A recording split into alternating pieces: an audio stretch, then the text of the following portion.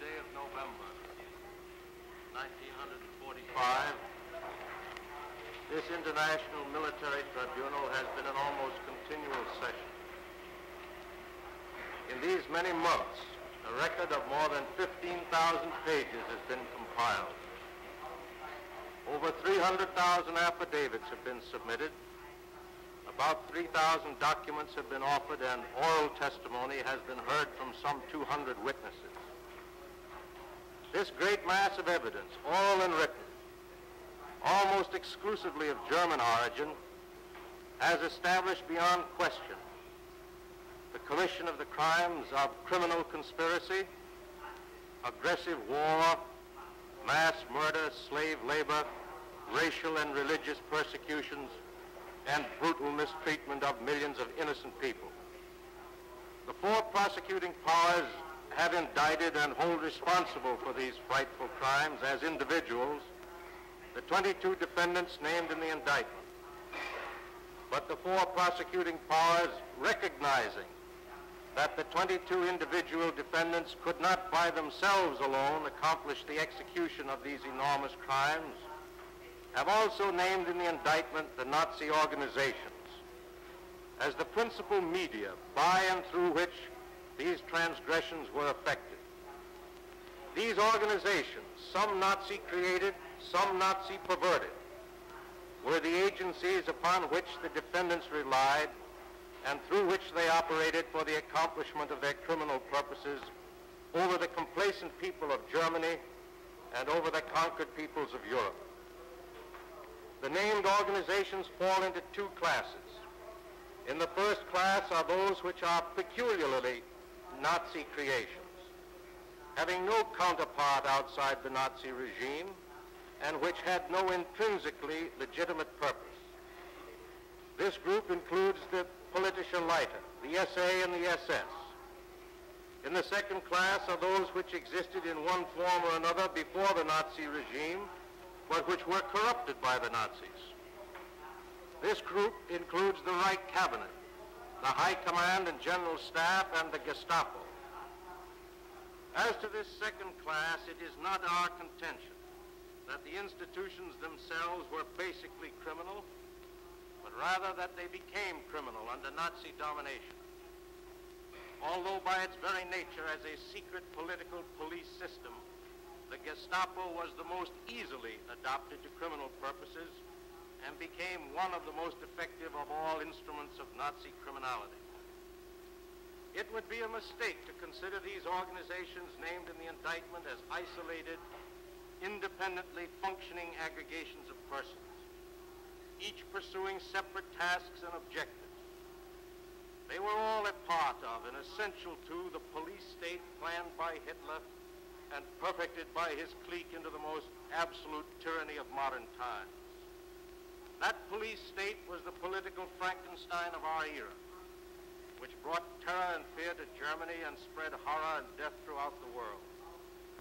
The leadership core of the Nazi Party was its body, the Reich Cabinet its head, its powerful arms were the Gestapo and the SA, and when it strode over Europe, its legs were the armed forces and the SS. It was Hitler and his cohorts who created this police state monster, and it brought Germany to shame and the nations of Europe to ruin.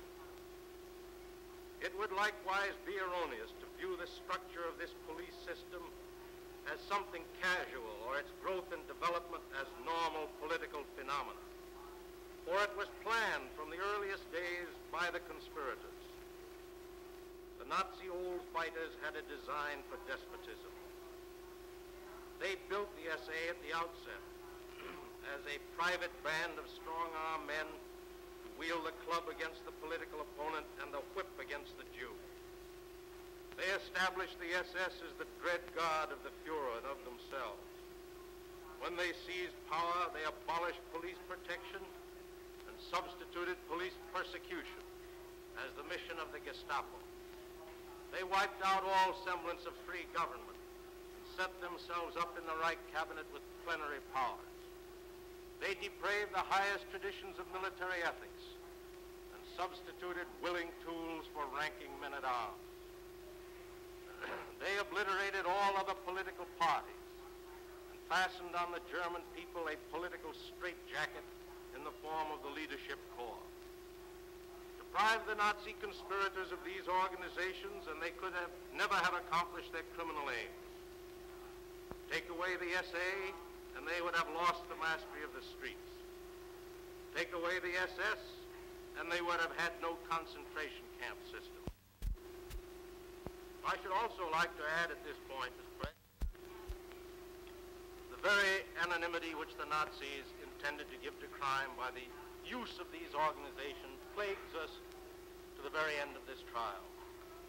After these proceedings are concluded, this same organizational anonymity will plague the Allied powers in seeking to bring to book those who are responsible for these terrible offenses. It is a sobering fact that the vast majority of the crimes committed in the names of these organizations must go unpunished. But Nazism must not escape by this route which it rigged for itself. It must not survive in secret and undenounced organizational entities to prepare a new onslaught against civilization. By a declaration of criminality against these organizations, this tribunal will put on notice not only the people of Germany, but the people of the whole world. Mankind will know that no crime will go unpunished because it was committed in the name of a political party or of a state. That no crime will be passed by because it is too big. That no criminals will avoid punishment because they are too many. On February 28, 1946, in this courtroom, the Chief Prosecutor for the United States of America, Mr. Justice Robert H. Jackson, made a statement before this tribunal concerning the criminality of these organizations. That statement represents the attitude of the United States in these proceedings towards these organizations. And I can do no better than to remind the tribunal of it again. And I quote from what Justice Jackson said on that occasion. In administering preventive justice with a view to forestalling repetition of these crimes against peace, crimes against humanity and war crimes, it would be a greater catastrophe to acquit these organizations than it would be to acquit the entire 22 individual defendants in the box. These defendants' power for harm is spent.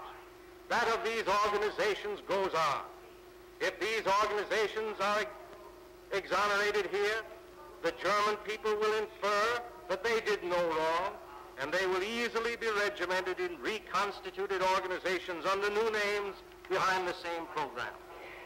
In administering retributive justice, it would be possible to these organizations only by concluding that no crimes have been committed by the Nazi regime.